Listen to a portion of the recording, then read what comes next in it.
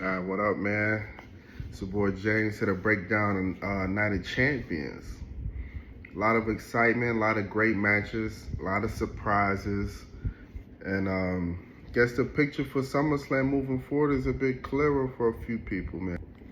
So it kicked off with Obafemi versus Jey Uso. Jey Uso got a nice amount of offense off in that match. I was a little bit surprised, But at the end of the day, Obafemi is the destroyer, and he started taking over with his power. But it was a valiant effort from Jey Uso, man. A bunch of Samoan splashes, super kicks, heavy strikes. But at the end of the day, Oba wins. Great moment for this guy. I feel like they're truly, truly pushing a young talent forward. I feel like I was a bit confused because I thought like Brock Lesnar would have something to do with him not winning. But I don't know, I guess they'll deal with that later. I don't know. Second match, Io Sky versus Liv Morgan. Now, this match was a little tricky because, like, if you think about it, Liv was a champion already. So it's like, okay, why would the champion then go on to, like, are they unifying the belts? Like, no, it's not happening, right? So when you kind of lose some of the parity there, and then she's going to face, Liv if she wins, if Io Sky wins, right? So, I don't know. That was a bit underwhelming. The match overall was really good. I feel like the match itself was great. But I feel like we kind of knew it was going to happen that way.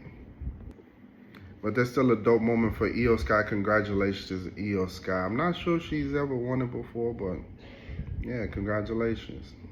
Now, this match might be my favorite match of the night, Seth Rollins versus Braun Breaker in that steel cage match.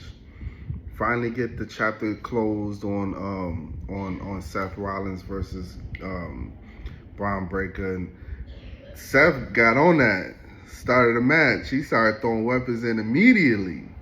Braun Breaker said, all right, bet I can do the same thing. Boom, they both bringing tables, chairs, everything in, right? That superplex off the top of the steel cage match was crazy. You can see at the end they both battled it out, but Seth Rollins ended up the victor. I feel like that's a great conclusion to the Seth Rollins and Braun Breaker chapter. Right there, you ended right there. Braun Breaker fought to the very end. But at the end of the day, it was, nothing you could do. Seth Rollins was the victor. Now, the Trick Willie versus Ricky Sainz fight after that, Trick Williams is on a great U.S. title run. What I will say is that was a very, very tough match to follow. Like, when you got a steel cage match with that much vitriol and the story behind it, I feel like that's very tough to follow. Ricky Sainz and Trick put on a great show. Solid match. But then at the end, the Lil Yachty People's Elbow, I'm like, come on, man. Like, how long is this, like, Yachty and like, Trick Williams, like, management thing gonna keep going? Like, I thought that was gonna be something just up until WrestleMania and they part ways, but apparently not. I don't think Trick really needs a manager, but, hey. All right, followed by Tiffany Stratton versus Jade Cargill for the Women's U.S. Championship. All right, great match. I love that styles because they kind of conflict with Tiffany, being a smaller wrestler and Jade being a powerhouse. It kind of gives like, Shawn Michaels and Undertaker vibes. It gives like The Rock and Big Show, or like John Cena and Big Show. You have the powerhouse versus the smaller framed wrestler like Eddie Guerrero and JBL, like Super Heel or whatever, right?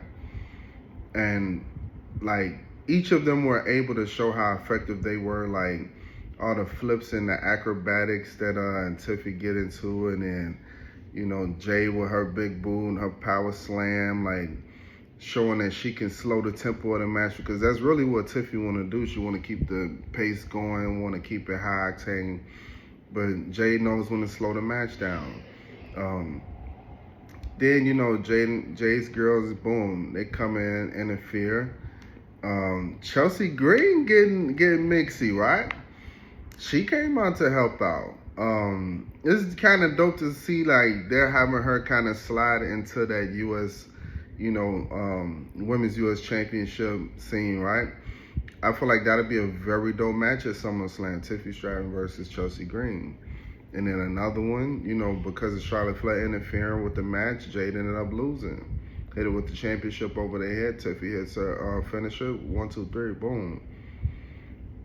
Maybe we get Jade Cargill and Charlotte Flair. They got a lot of chemistry and a lot of fire between them. I would love to see them get in the ring and settle their differences. And finally, the main event. You had Cody Rhodes versus Gunther versus Sami Zayn. Now, Cody Rhodes, I felt like, was very dominant. He was able to maintain a lot of like high-paced offense versus both opponents. I feel like Gunther was able to show why he's as amazing as he is in arranging it out, right? Sami Zayn has a lot of heart. He has a lot of fight. He does not quit. And we'll get into all of that towards the end of the match, right?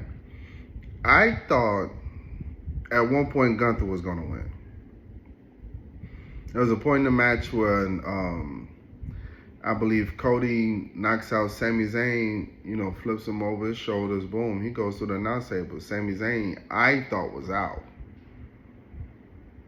Then Gunther comes out, 2 power bombs and a chokehold on Cody. I thought it was over. Cody powered up the second time, boom. Gunther gets him again, another chokehold. Now, Sami makes sure that Cody's hand doesn't drop. It's moments like those that shows why Sami deserves the championship. I'm happy for him. He ended up winning. Man, Cody hit them with a double crossroads. But Sami ended up flipping it into a pin, 1, 2, 3, and it was very surprising. I didn't think that would be set. Like, the way that they set the whole thing up was amazing, right? The way that Sami won, number one, pinning Cody Rhodes was major. How he pinned him was major. The story building up for him being, hey, I'm the last good guy, and I felt like he would implode because I didn't think it would happen for him. I'll be honest. Didn't think Sami Zayn would win. Right? But that build up, that story where he wants to be the good guy, he doesn't want to turn heel. He wants to remain a good guy. And he had his moment. Great moment now. Moving forward, Sami Zayn's not a champion. Roman Reigns is the champion. Does Oba still pick Roman? Or does he say, you know what? I could destroy Sami Zayn and I could have my own show. Nobody can beat me over here. I'll be unbeatable. I'll run SmackDown. This is my show.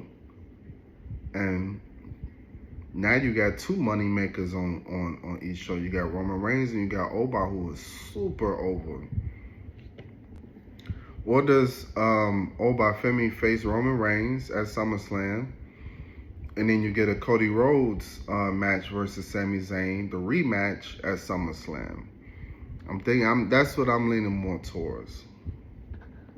Not gonna lie, I really wish Kevin Owens could have a title match with Sami Zayn. I don't know if he's healthy or not, but just given their history and the story that can be painted with these two, man, that would be nuclear.